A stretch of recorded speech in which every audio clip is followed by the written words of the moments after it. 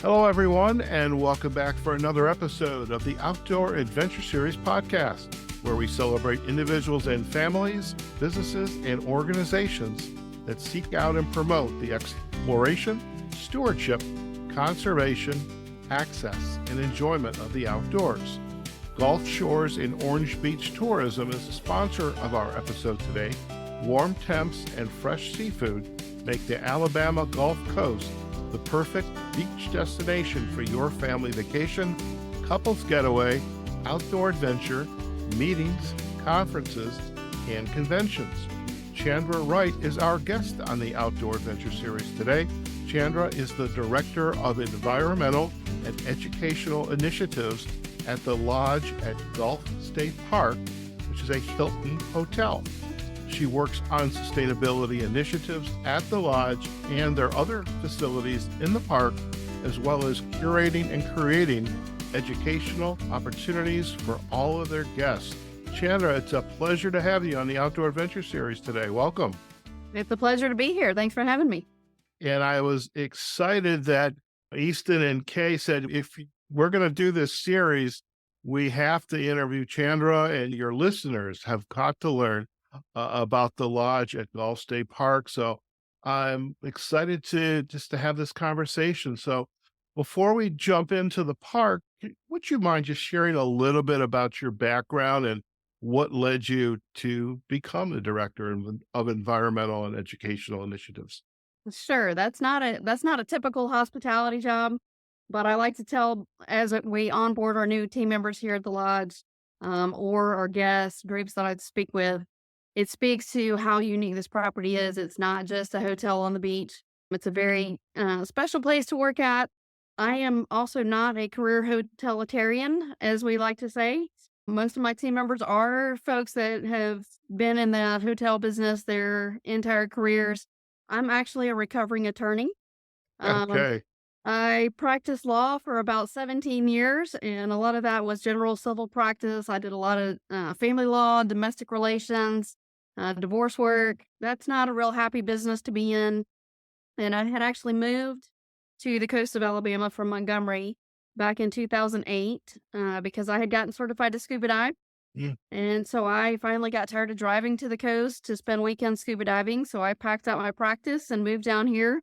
And then 2 years later, we had the 2010 Deepwater Horizon oil spill. Ah, So that was kind of a huge tragedy for a lot of folks. It was a huge impact to our community, but that also served as my personal wake up call to get out of work that was really kind of miserable for me and more into environmental stewardship work. So through that process, I kind of stumbled my way into hospitality and tourism. And so I actually worked with Kay at Gulf Shores Orange Beach Tourism for a while as their nature tourism specialist. I got to work with all of our amazing nature tourism opportunities and businesses down here, our fishing community, scuba diving, hiking, biking, birding, all those fun activities, which led me to get involved with the Gulf State Park project. So fast forward a few more years, and I ended up here working in the park for the Lodge, the Learning Campus, and our other entities. So that's kind of a quick overview of my journey. I love that. And I have to share a couple things. I appreciated when you said recovering attorney. As a part of my icebreaker speech in Toastmasters, I am a recovering IT business consultant. Excellent. I finally woke up and said, I don't like doing this. And I actually went into coaching and leadership development. So I do a lot of career development coaching, career coaching. Nice. Believe it or not, that profession led me into the role of podcasting. And Nice. so that's a whole other journey. But now, like you, we get to do the things that we love. I'm here in Las Vegas where it's going to be 113, 14 today. Right. It's nice, but I am like looking forward to getting down to some wonderful beach weather, open water weather down in Gulf Shores. And I Absolutely. also have to share, I lived in Montgomery, Alabama for a year. Okay. So I'm on a total northerner. Okay. So I I have appreciate that. yeah, I'm an but airport brat, so I haven't lived in Vegas, but have lived in a number of places. So Alabama's definitely home. very good.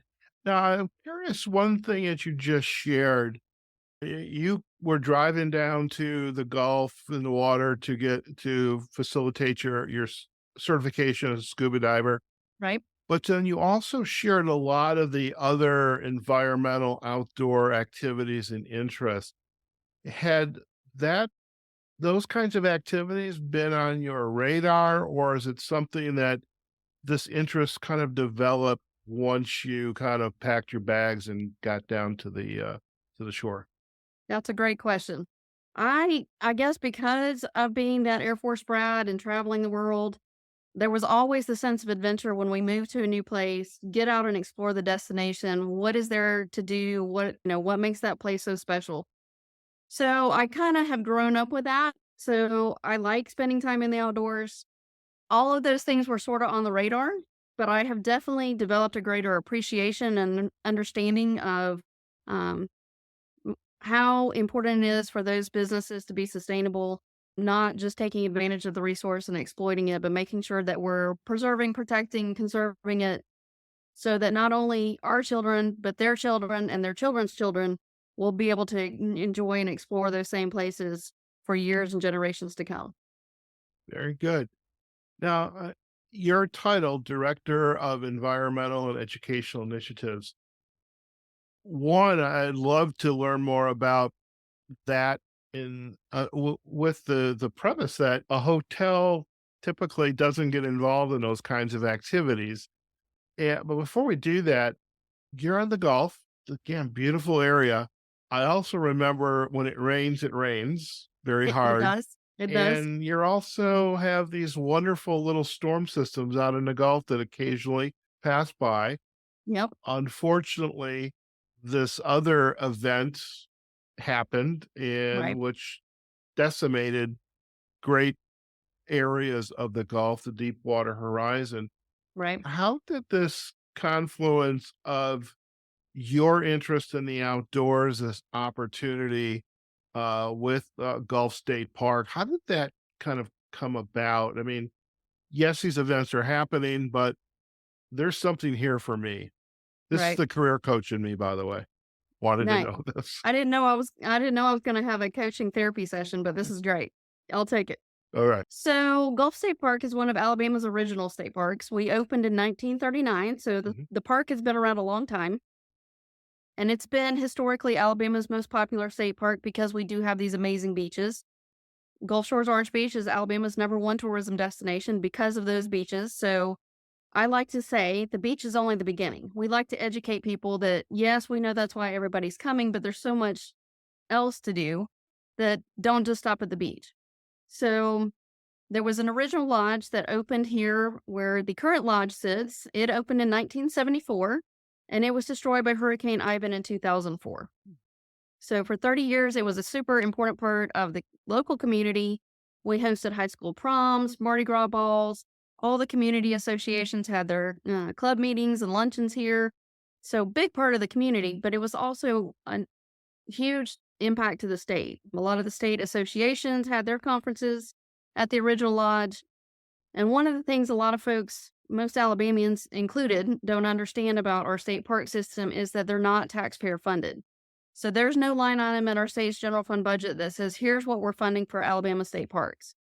They primarily operate off of user fees. So anytime we have somebody staying at one of our lodges, camping in the campground, staying in a cabin or cottage, paying to park, paying to fish, paying to do whatever, that's really what's keeping the park system going. So that original lodge was the lead revenue generator for the entire park system. Oh, wow. Yeah. So when you lose that to Hurricane Ivan, and it's not like you can just open up the next day or even in a month or two, it's really difficult for the state to figure out how are we going to restore this lost revenue? How are we going to restore the access? And so every governor from Hurricane Ivan forward tried to figure that out. So it's not until we have the catastrophe of the Deepwater Horizon oil spill in 2010 that we suddenly become presented with some opportunities. So, with us being the lead tourism destination, most of our visitors are coming between the middle of May and the middle of August. They're trying to get in for the peak beach season. Of course. So, The oil spill starts at the end of April, so right before that tourism season starts, and it lasted all summer. So that completely wiped out our economy for the summer. So we lose all of our income locally. This place was like a ghost town. Even before we had visible impacts from oil washing up on the beaches, people were seeing the oiled pelicans out of Louisiana. So there was the perception that, well, the Gulf is contaminated, the beaches are closed, the fish, the seafood's no good. Why are we going to come? So they were canceling their weddings, their vacations, their meetings well before we had any visible impacts. And so BP, thankfully, recognized that in addition to all of the environmental damage that they had caused and were causing, they were also causing a huge amount of economic damage. The community where we're located provides about 40% of the state's lodging tax. And so it's not just a local impact, it's a statewide impact. So BP said we're going to commit $100 million in early restoration funds to the state of Alabama. And then the state and federal trustees that are charged with investing those funds have to figure out what's the best use of this money. Hmm. And so they said, this is our opportunity. We can really do something special in Gulf State Park. And so they committed $85.5 million of that initial $100 million investment to the Gulf State Park Enhancement Project.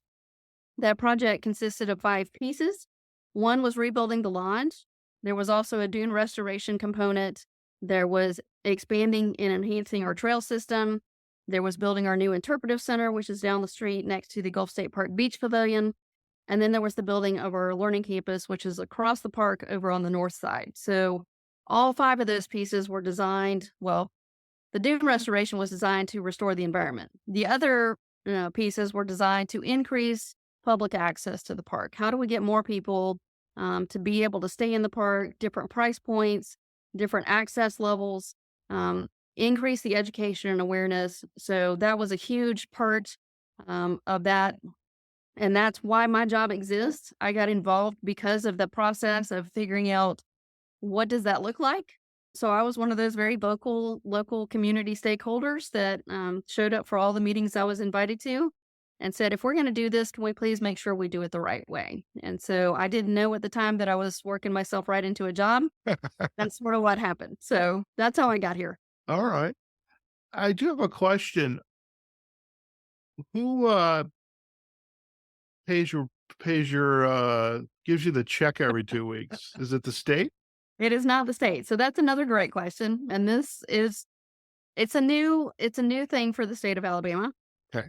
So the lodge is part of the Gulf State Park. So we are owned by the state of Alabama. Right. Ultimately, my boss is the governor of the state of Alabama and the Okay. commissioner of conservation and natural resources. So Okay. I think you've spoken to Commissioner Chris Blankenship. Of course. I was just thinking, well, you're talking about Chris. Yes. So that's sort of who we report to. The lodge is also a Hilton Hotel. So we are a Hilton franchise. And so we do have Hilton kind of in the picture, but I don't work for Hilton either. And so my company is sort of sits in the middle. And the company that I work for is Valor Hospitality Partners. We are an international hospitality management company. Okay. We're based out of Atlanta, but we manage properties not only in the US, but also the UK, Bangkok, Dubai, South Africa. So truly an international company with a worldwide presence. So it's really exciting for us to be involved. They see the lodge and the related entities here in Gulf State Park as the crown jewel of their portfolio. So that's exciting to be a part of. So we get to interact with people all over the world on a pretty regular basis. Oh wow. I by the way, I'm just like I'm very opportunistic, by the way. I don't know if you knew that, but if you need an assistant, just let me know. Okay. I will definitely keep you in mind. All right. So I'm curious, what is the typical day of a director of environmental and educational initiatives? Well, there is no typical day. Chris said that about his day as well. I will add. Right? Yes. And that's probably one of my most favorite things about the job is no 2 days look alike. I've given up on trying to formulate a to-do list for the day because it is the hospitality business. So things change every few minutes. So a typical day for me, I'm also a sea turtle volunteer Mm. and it is currently sea turtle nesting season. So I am this time of year up um, right about sunrise every morning, monitoring for sea turtle nests. I'm not necessarily on the beach every morning, but I am one of the team leaders here in Gulf Shores. And so we are monitoring for those new sea turtle nests every morning. We have just gotten to the point where the first nests this season are getting ready to hatch. So I'm also on the beach late at night waiting for those baby sea turtles to hatch out. So that kind of is bookending my days. So when I get to the office, a typical day could mean that I am speaking to a group here at the lodge. We have a lot of corporations and associations that have meetings here. They learn about the property and how we were designed, how we're operated. So they want to know the stories about the lodge. They want to hear those things. So a lot of times I will start my day by speaking to a group, welcoming them and explaining a little bit about what we're about. And then I may take some of that group on a guided hike in the park. So we might cross the pedestrian bridge and take the boardwalk across Lake Shelby, look for some alligators. And then we might cross over the street and walk the beach back to the lodge, looking for sea turtle nests, talking about our pelicans, our dolphins, all those fun things. And then I may head over to the learning campus and facilitate some programs over there. We have a bunkhouse over at the learning campus that will sleep up to 64 people. So we frequently have school groups, scout troops, church groups, all kinds of folks over there. So we'll be doing programs for them to educate them about all the amazing things that we have in the park. And then at some point, I also have some paperwork and reports to do and other programs to create. So that's usually how I wrap up my day is taking care of some of the paperwork parts of the business. Okay. Now, I was going to ask, do you have an LIFE? Well, no, not really outside of work, which is why um, the fact that I do love what I do makes it not so much work. I mean, there are days where I'm doing things that are not the fun parts of the job, but for the most part, most of my days I really enjoy telling people the stories about the lodge, educating people about why this place is so special. Okay. Very good. And I appreciate that. Usually it's like, why do you do this job? But, what you were describing, it sounds exciting. I get that. So I'm curious. So the Outdoor Writers Association of America, we're going to be coming down in September. I'm very excited. How long was that, I don't know, prep work to get OWAA to commit and for you guys the folks, Gulf Shores and Orange Beach Tourism, and Kay is amazing. Easton's amazing. Kay is a force of nature. Yeah, Uh, she is. and I suspect you are too. I could just tell by that. Just kind of conversing with you. How do you get prepared for an organization and then begin to incorporate them into everything that you have to offer? Yeah. Well, I mean, we do a lot of different types of groups here at the lodge, so every group is different. Mhm. But outdoor writers is particularly like right in our wheelhouse. This is exactly our audience. Gulf Shores Orange Beach is definitely a family oriented destination. The lodge is family oriented. We are all about attracting families. We have people that have been coming to the area when they were little, coming with their parents and grandparents. They grow up, they bring their kids, they start bringing the grandkids. So you get these multi-generational families that are coming all together to stay. So with all the outdoors activities that we have in the area for them to enjoy, there's literally something for everybody. So there is no better audience for us to recruit to come here and explore all this than the Outdoor Writers Association. So we're super excited that Kay's been such a bulldog, and with her being a Mississippi State graduate, as is Easton, I'm sure they will appreciate the bulldog reference more than you knew. I was going True. to say that took some guts there, but I get it. I get it. So yeah, so I'm glad that Kay has been aggressive and persistent in her efforts. We're super excited that y'all are coming. So it's going to be fun. We've got all kinds of fun activities in the works for people to do and then get out and enjoy the area, explore, see what all we have to offer. I mean, there's so many things just in the park, but then once you get outside the 6,150 acres of the park, Oh God. there's a lot of other things you can do in the area. So we're glad that everybody's going to have a chance to go explore and learn about all those things. Fantastic. And I'm going to be coming out about 2 days early to Perfect. hopefully, assuming the weather gods cooperate, 2 days early, stay an extra day. I am excited to get on one of your bikes, and I don't know if I could do 28 miles. I haven't been on a bike in a while, which Right. might not be the best decision, but we'll see. Is to do some of the biking, and again, I'm a sunrise guy and I'm a sunset guy, and Nice. especially with a good cup of coffee. Right. But I'm curious, within the learning campus and the interpretive center, what are the events there look like? I mean, and how do you configure them for the needs of the visitor, like a group like the OWAA? Do you run a series of events that this kind of rinse and repeat? How do both those venues kind of address whatever the need or desire is of the visitor? Okay. We'll start with the Interpretive Center. The Okay. Interpretive Center is a really unique facility. It's what I call Alabama's most environmentally friendly building. It was built to the world's most rigorous building standard, which is the Living Building Challenge. And so the Living Building Challenge is based on the concept of a flower. So we think flowers are pretty, but they're also functional. So as part of the Living Building Challenge, there are 7 petals or areas with a total of 20 imperatives that you have to meet. The imperatives include such things as creating your own energy. So at the Interpretive Center, we have 51 solar panels that are providing the sun's energy.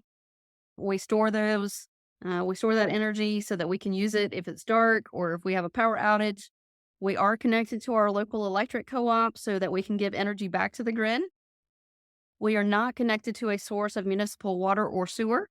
That facility manages all that by itself. And so the way we're doing that is we're collecting our rainwater and storing it in an 11,000 gallon cistern. And then on site, we have our very own water treatment system. So that's turning our rainwater into potable drinking water. We're the 3rd commercial facility in the US certified to do that, and the first one in Alabama. So that makes it a pretty unique facility. But that means if it's not raining, if I don't have those thunderstorms on a regular basis, or I don't have a certified water treatment operator or my system malfunctions, then I don't have water. So occasionally that presents us with some interesting opportunities. We don't have a lot of water needs at that facility.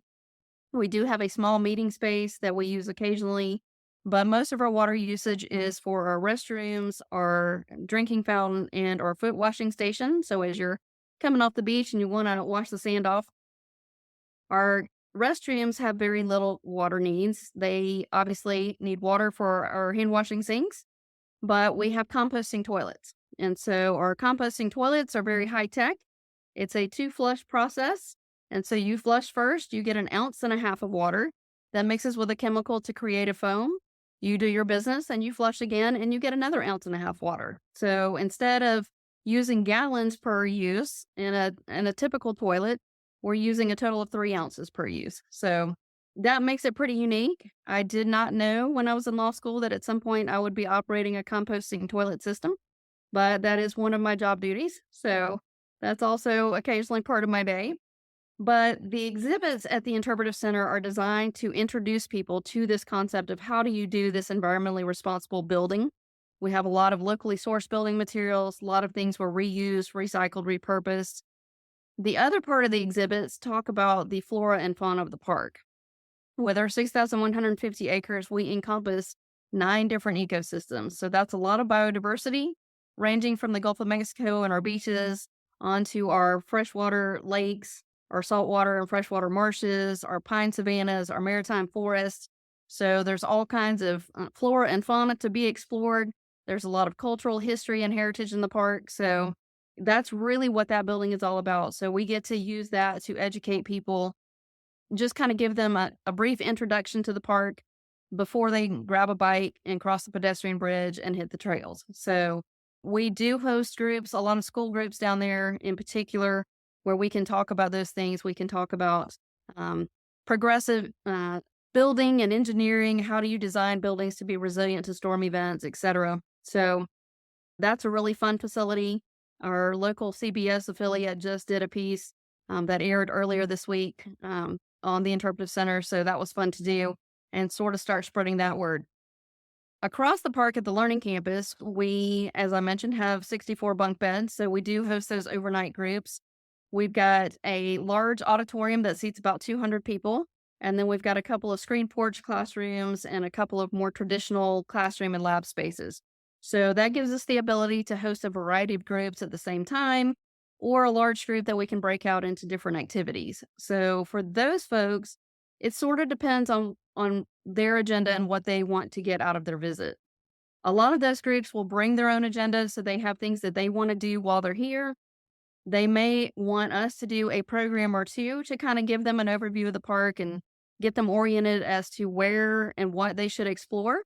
Other groups are coming because they just want to absorb everything there is to know about Gulf State Park. So we are kind of building our catalog of options. And so that is one of the things I get to do with our groups is talk to those group leaders and say, okay, what do you want to do? Here's a whole list of things depending on how much time you're allotting for your visits, and how much time you want to spend with me.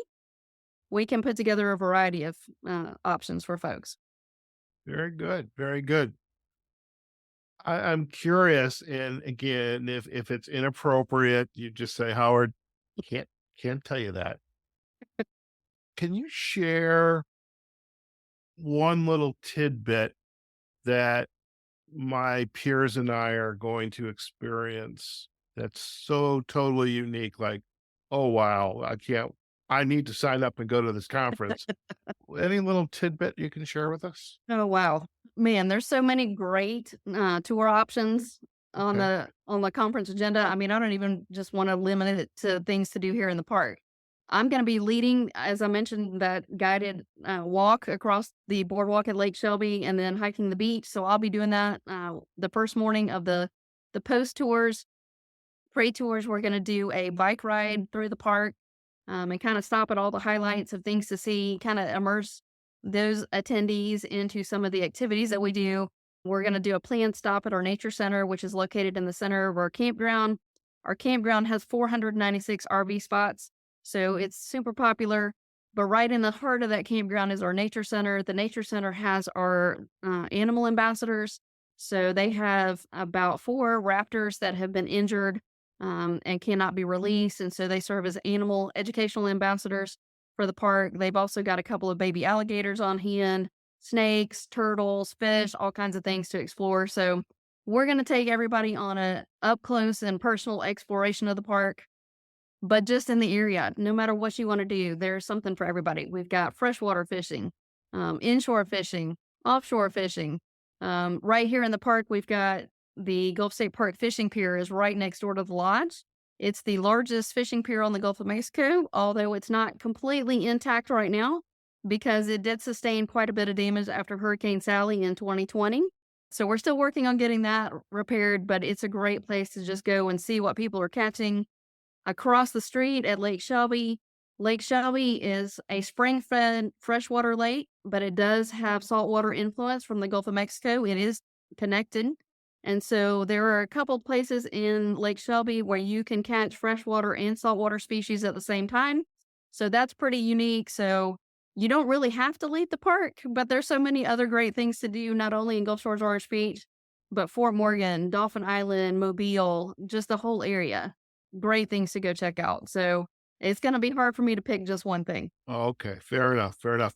I guess I should, a must-have then is probably a good pair of, hiking shoes. Yes, comfy shoes are recommended. Binoculars, sunglasses, sunscreen, a hat, all those fun things. Water. I definitely encourage people to bring water bottles, to stay hydrated. Very good. Well, I have my little 2-liter bladder with a filter at the end, and I guess I'll probably bring my hiking sticks, and I'm a big time photographer, so I'm Nice. probably gonna bring some lenses because Yes. I love Same. everything from flowers to birds, so Yeah, we've got all of that. We are located right along the Mississippi Migratory Flyway. mhm. And so with the conference coming the first part of September, we should start seeing some of those migratory birds coming through. Also, the monarch butterflies will be migrating. So it'll be a great time of year for y'all to be here. Fantastic. If you could encapsulate this idea of sustainable tourism and kind of package that up because you just shared a lot. There's elements of this tourism sustainability throughout what we've been chatting about so far, but any other pieces of data information to help our listeners understand this is a unique place, a unique setting, and this is something to be learned about, perhaps. I mean, like the toilets, I'm thinking Las Vegas, where I live, we're running out of water. Okay. Right? So there's probably some lessons to be learned from what you guys are doing down in your facility. Eh, But what is it about sustainable tourism that really kind of raises the bar and what you're all doing down there?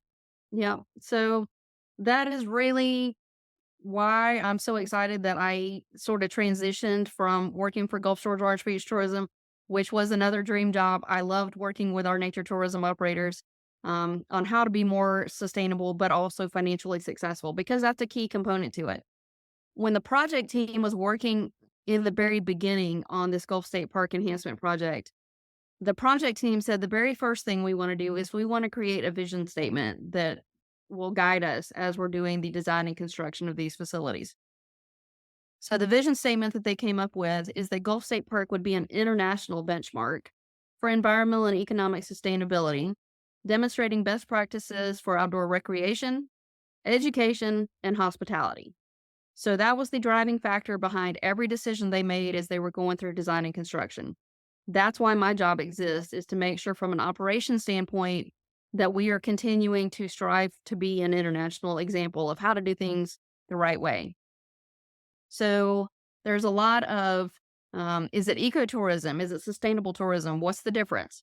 So we're all familiar with mainstream tourism, where we're going to a destination to visit with family or friends. We're going to experience an attraction.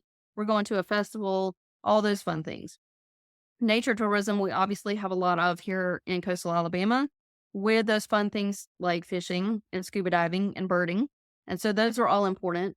Ecotourism specifically works with those type of entities to make sure that you are factoring in the conservation of those resources. How do we best protect those so that we have those for the future?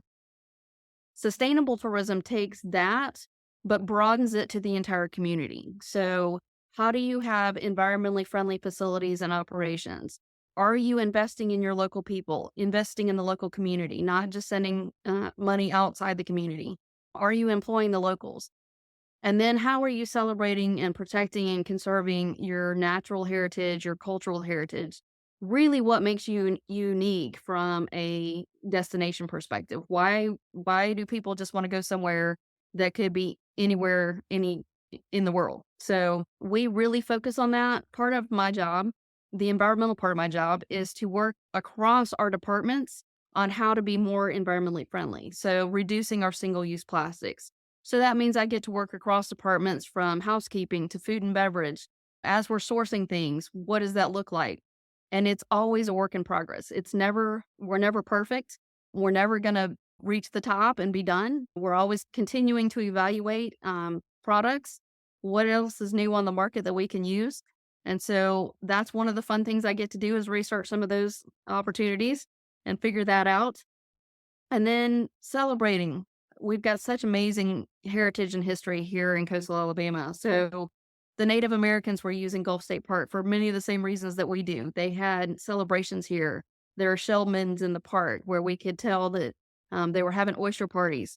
We do the same thing. So really celebrating some of those things that make us who we are.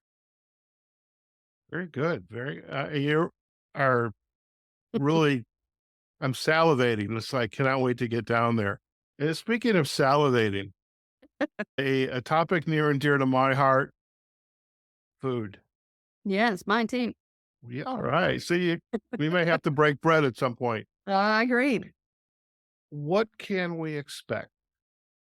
Well, you're not going to leave hungry. I can promise you that. You may pack on a few pounds, but that's why we have the Gulf of Mexico and 28 miles of trails to Thank you. explore. So you'll burn some calories. We also have kayaking across the bridge at Lake Shelby. So that's another activity you can do. So lots of ways to burn some calories, Okay. but we've got a variety of food options for you. The lodge itself, we have Food Craft, which is our main restaurant. And so our two main restaurants are in the same building. So Food Craft is on the first floor. Both restaurants have a beautiful view of the Gulf of Mexico, so you're never going to go wrong with the view. Food Craft is open breakfast, lunch, and dinner. They've got some great things on the menu, a lot of locally sourced things at all of our restaurants, so you'll definitely enjoy that. Perch is upstairs on top of Food Craft. It is our more upscale food dinner location, and so it's going to be open Wednesday through Sunday nights. Probably the best date location in Gulf Shores Orange Beach. I may be a little biased, but great view for the sunset. We've got some amazing cocktails that they've put together. So it's a great place to hang out. We have fire pits on both of our restaurant decks. So it's a great place to sit outside.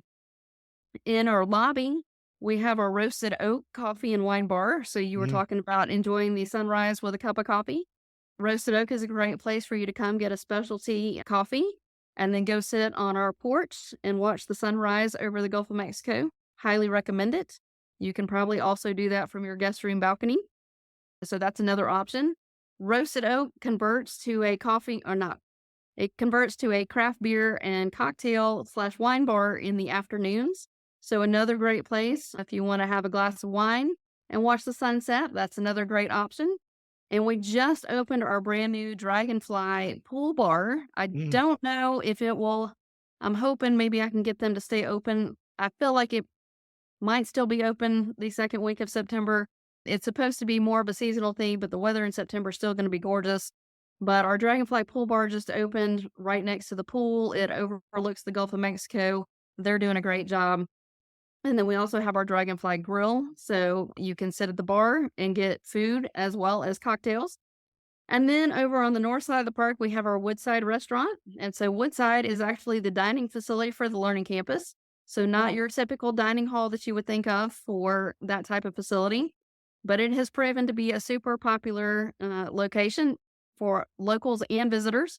It's right on the trail system. It's one of our bike share locations. So we'll have a lot of people decide to come have lunch at Woodside and then grab a bike and go hit the trails. Or if they've ridden in the morning, they can have lunch. But it's open breakfast, lunch, and dinner for guests that book at the Eagle Cottages. Breakfast is included from Woodside. And so those guests get to go dine over there every day for breakfast. So it's Wow. great for them. So lots of food options. Obviously, we're partners with Alabama Gulf Seafood. So lots of local fresh seafood that you can get here on property. And then I haven't even mentioned our amazing banquet team. And so for group functions, I know that we're planning some amazing dinners with the Outdoor Writers Group. So y'all are going to eat really well. We're going to have some fresh local oysters. Oh, Um, yes. personally excited about. So all kinds of stuff coming. I have a question and I appreciate you sharing it. I mean, just the food is just, I know is going to be unbelievable. And I'm like so excited about it. As I'm looking at the photos on the website, and I'm also, by the way, OWAA members and fire pits, they're like go hand in hand with each other. Right? You Yep. can't have one group and not have a fire pit. I think it's actually one of the requirements, by the way. A lot of I things happen at I the think fire so. pit. Right. Yeah. I'm curious though, dark skies. I am here in Las Vegas. I go out to the desert when I can. I love the dark skies. I love taking pictures of the Milky Way. Now I Right. have to check and see where the stars are and Milky Way is. But what types of activities take place in the area for like dark sky photographer or astrophotographers? Is that something you've ever been asked about? I have not been asked about that. We do have a gentleman in the park who is a big time astronomy guy. So he Mhm. does periodic stargazing down usually at the Interpretive Center in Beach Pavilion. One of the things about Gulf State Park is that it's probably outside of the Fort Morgan Peninsula. It's probably the second darkest part of Gulf Shores Orange Beach. Obviously, we have a lot of tourism Mhm. development here, so there's a lot of I wish we could make it darker. Mhm. Would be great and perfectly fine with me. But Gulf State Park is kind of situated in between those two communities, and so you've got a little dark spot kind of in between all of this light pollution. I do know that we have photographers that have been able to photograph the Milky Way. I was sitting on the beach last night waiting on baby sea turtles to come out. And instead of baby sea turtles, I got to see a train of the Starlink Oh yeah. satellites come overhead. So that was interesting. I had not seen that before, but I frequently see all kinds of stars, shooting stars, all that fun stuff while I'm sitting out nest sitting. And one of the things about Gulf State Park and the lodge in particular, but also our other facilities that are beachside, is that we are sea turtle friendly lighted or lit. And so we were specially designed to have outdoor lighting that is going to be amber or red. So it's going to be less disorienting to our sea turtles and other wildlife.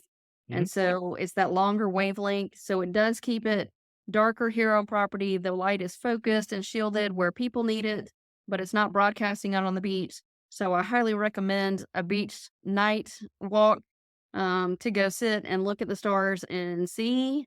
It's not going to be quite as dark as you would like, but it's also pretty good. I'll So have to check it out. I may have to find somebody that has a tripod because I don't want to carry mine with me. we could probably find you a tripod. Oh, fantastic. We did that up in Jay Peak Resort in Vermont, which was 2 conferences ago because the Milky Way was literally coming right by, and I persuaded a couple of my peers, "Let's go out and take it.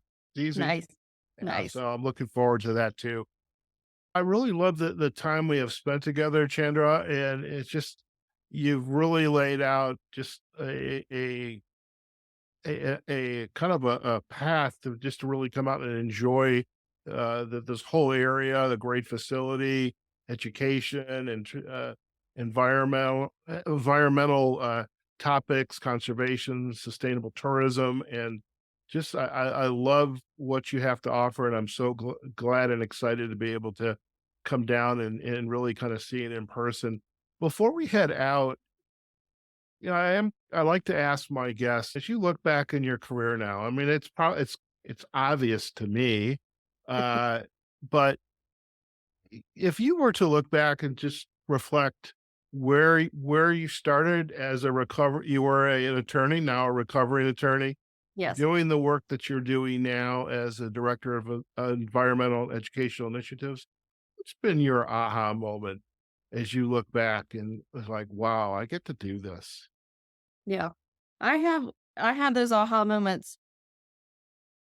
Maybe not every single day, but I'd say there's at least one a week. My office here at the lodge is on the what we call the green side of the park view, and so I get to look at Lake Shelby every day from my window, and I have to Wait a remind minute. Wait, whoa, myself. whoa, whoa, whoa. Why am I looking at a wall with a photo behind it then? Well, because I'm in the conference room, I actually work in a cubicle. Oh, Um, okay. But my cubicle, just happens to be by the window, so I do get to look out the window. But yes, Okay. I'm currently in the conference room, so I wasn't disturbing everybody. Oh, okay. Okay. Thank you. I'm Thank you. actually in a fishbowl, so I have a nice wall of windows. So if I was facing the other direction, I'd be photobombed with all of my coworkers walking by. If Okay. they're making faces at me right now. Oh, that's Uh, why okay. I see why you're looking off the side. yes, yeah. So I'm not going to edit that out, by the way. great. So I remind myself on a daily basis, if I don't have occasion to go to the beach side of the building to go look out the window and remind myself that this is why I got into it. It's so amazingly beautiful here. But we're in the hospitality business. When our mission is, we hope that when people arrive, that they're happier within minutes of arriving and that they leave happier than when they got here. So we want them to create those lifetime memories that keep them coming back over and over again.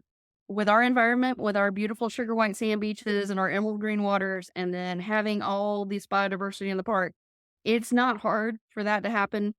But then when I get to interact with guests, whether that's a corporate group that has asked me to actually speak to them, or I meet somebody in the lobby and we start talking about sea turtles. And so I get to explain a little bit more about what's going on here and why things are a little bit different. And I see those light bulbs go off, and people go, wow, I had no idea that this was happening in Alabama. This is amazing. Thank y'all for doing what you do. When I see that out of groups that come to the learning campus, it's like I feel like I am sort of fulfilling my personal mission of that environmental stewardship. How do we teach people how amazing this place is? How do we protect it?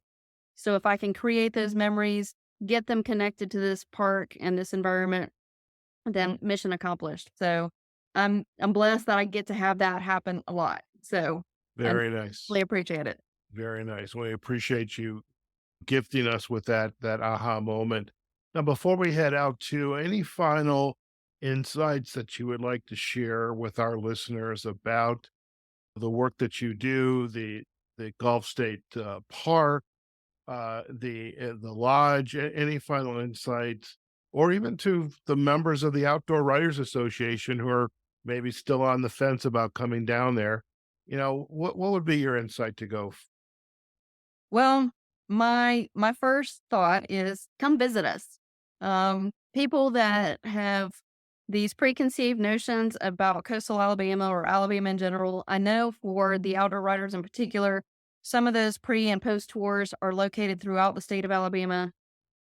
Probably, I don't know how many folks actually realize that Alabama ranks number 4 in terms of biodiversity amongst the United States. We're first east of the Mississippi.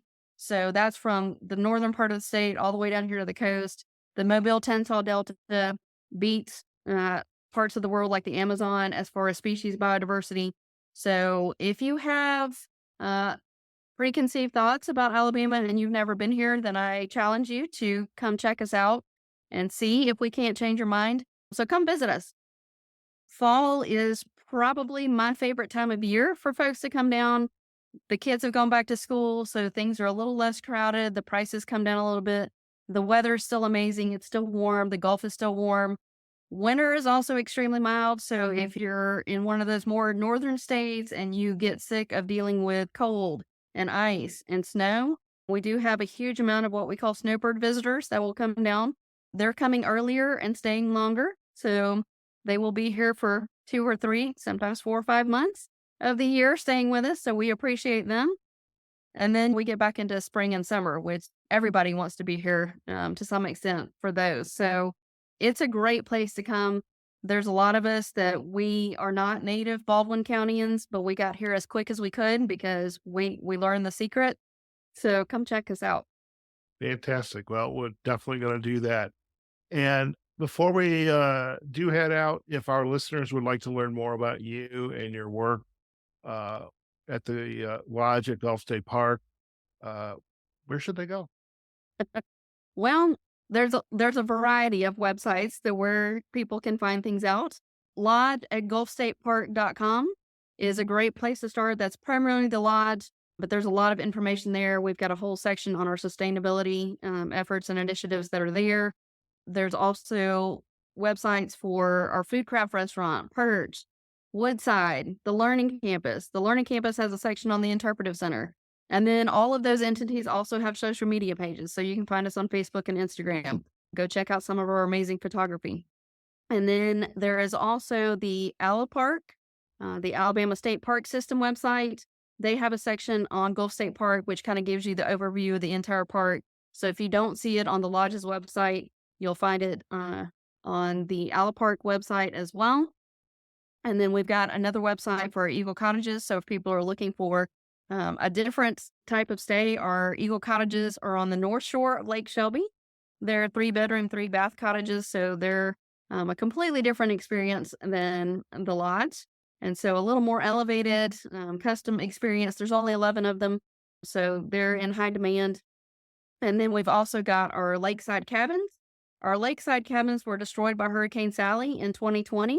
So they are currently being rebuilt and they should be open by the end of the year. I don't think they're going to be ready, unfortunately, in time for outdoor riders, but we'll be able to see to some extent a little bit about them as we're going on our bike tour on that pre-tour. And then we've got 4 woodside cabins. And so those are tucked into the woods. They are open. So they're also available. So all kinds of things, places to stay inside the park. Very good. I have this feeling somebody that you report to and is going to say, okay, Chandra, you checked all the boxes. Good for you. Good job. Good job. Well, our director of sales and marketing says we're all in sales.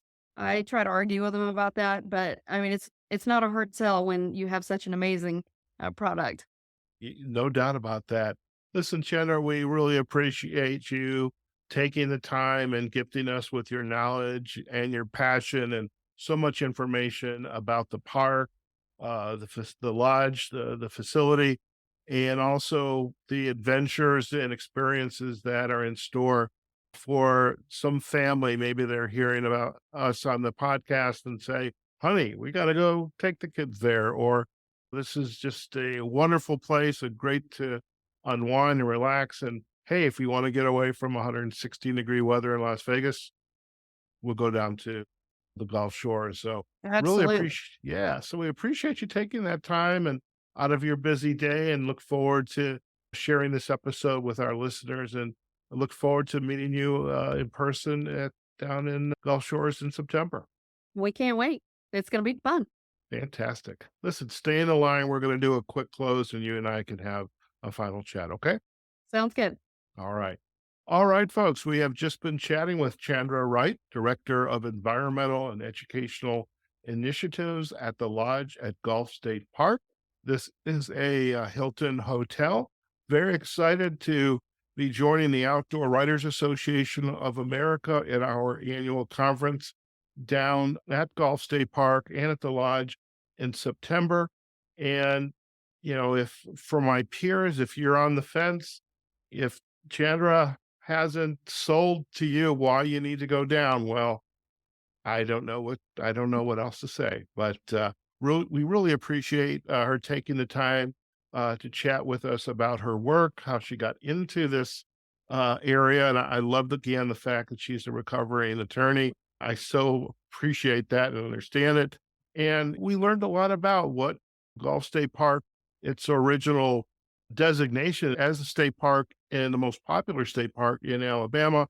And now it again is the crown jewel throughout the state. We've learned about the learning campus and the interpretive center, and also about this idea of sustainable tourism. So it's making this entire aspect of conservation, stewardship, cyclical, and it extends not only in the facility and the park, but also in the community. So we're going to provide a lot of links in our show notes to the stories about the park and the facility.